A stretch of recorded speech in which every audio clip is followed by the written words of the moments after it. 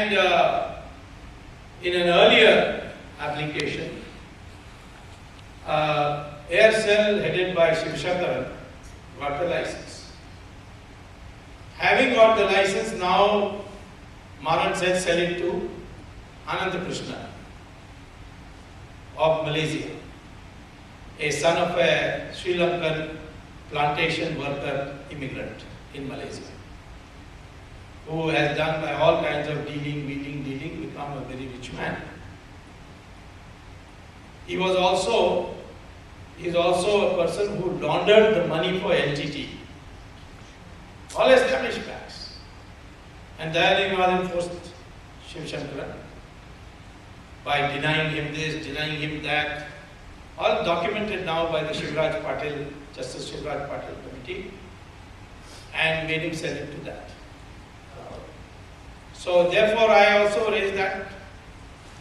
Now Maran has lost his ministership. I expect in 2 weeks' time he will also be in Club Tihar. So how did Raja distribute the money? 3,000 crores only for himself of the 60,000. 5,000 crores to Chidambaram.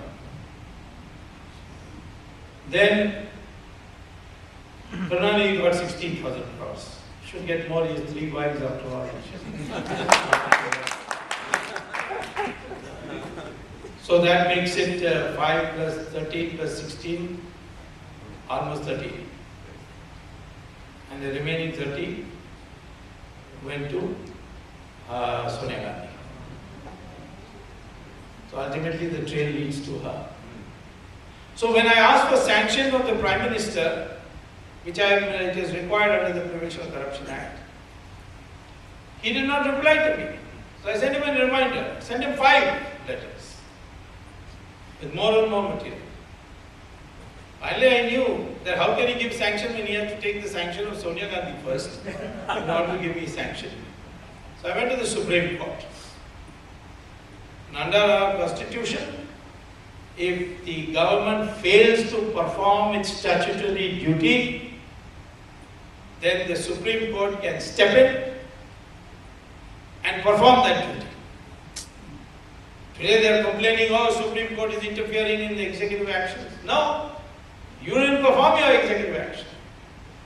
Then the court is empowered under the Constitution to intervene. But the court was quite angry that he didn't reply to my letters. And my letters were there before the judges. They saw how much substance there was.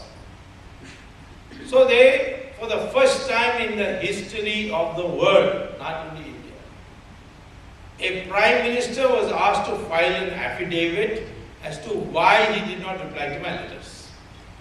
Yeah. When a court asks somebody to file an affidavit, it means that I don't trust your word. You better put it in writing and swear you're telling the truth. Otherwise, and if you swear to falsehood, it's perjury. So, Prime Minister being doubted by the Supreme Court, there was a clamor that he should resign. But I said, no, he should not resign. Why?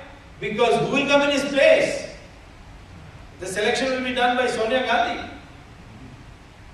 who I consider as Vishkanya, Taraka. Who will she select? This Prime Minister is a boneless wonder, no doubt about that.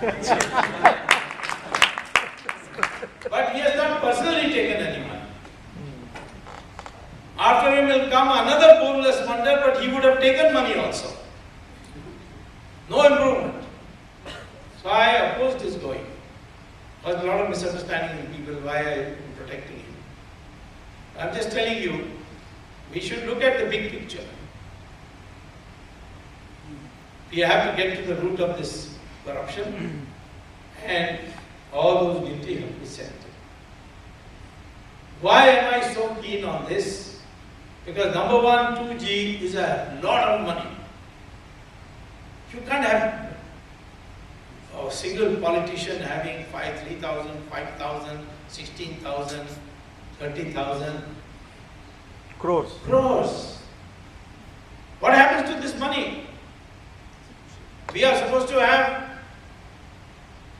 not less than $500 billion in bank accounts abroad, and maybe even $1.5 trillion. People's estimates vary from half to 1.5.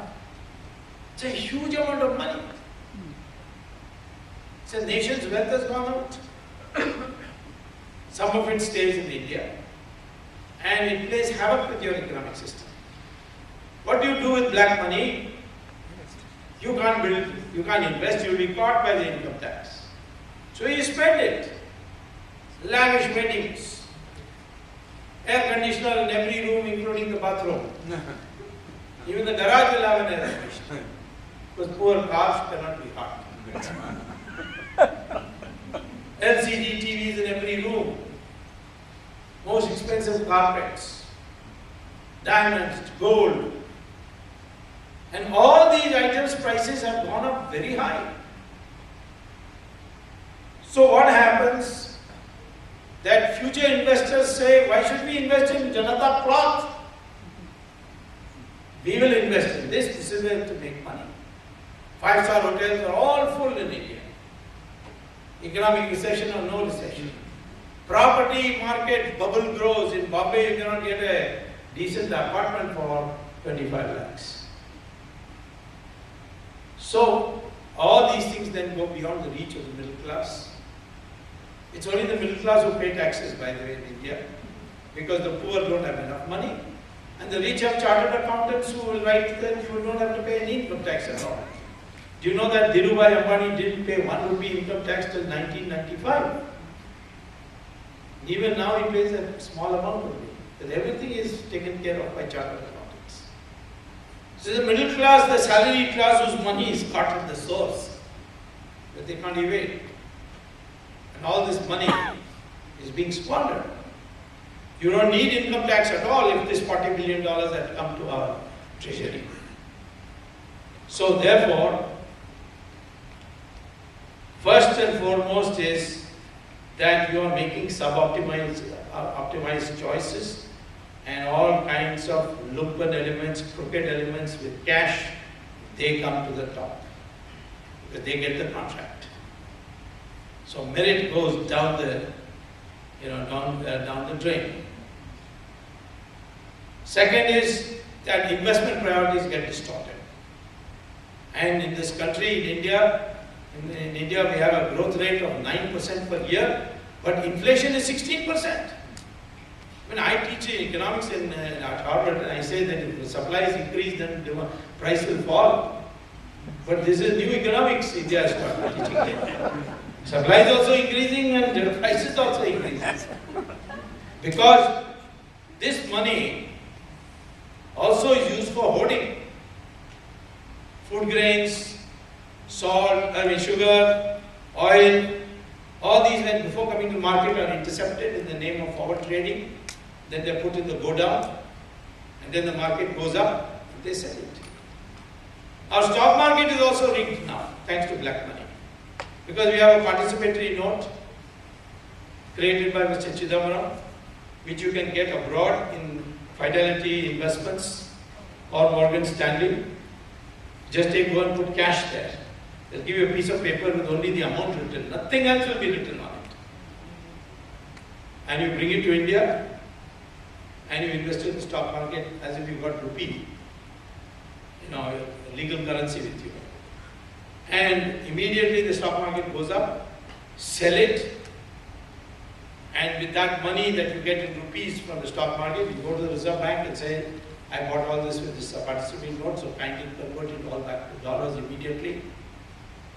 And under the law created by Mr. Chidambaram, the Reserve Bank has to get it, direct the banks to convert it. Of course, there is a problem of capital gains tax. That also can be avoided. You go to Mauritius, create a $1 company, and if Mauritius company invests in your stock market, then 0 is the capital gains tax. We pay 25% as citizens, but Mauritius, 0. Poor little Mauritius. They are today the biggest provider of foreign investment to India, more than United States. They are providing 3 times as much foreign investment to India as the United States. What has Mauritius got? Except lovely beaches and gambling casinos. So how is it giving so much foreign investment? Because our money is going out. And how does it go out? Through Hawala agents. Who are these Hawala agents? Most of them are ISI agents. They work through Dubai. Or they are Dawood's people. And they know who is now having illegal bank accounts abroad. You become blackmailer. So therefore, we have a situation where your entire economy is being put asunder.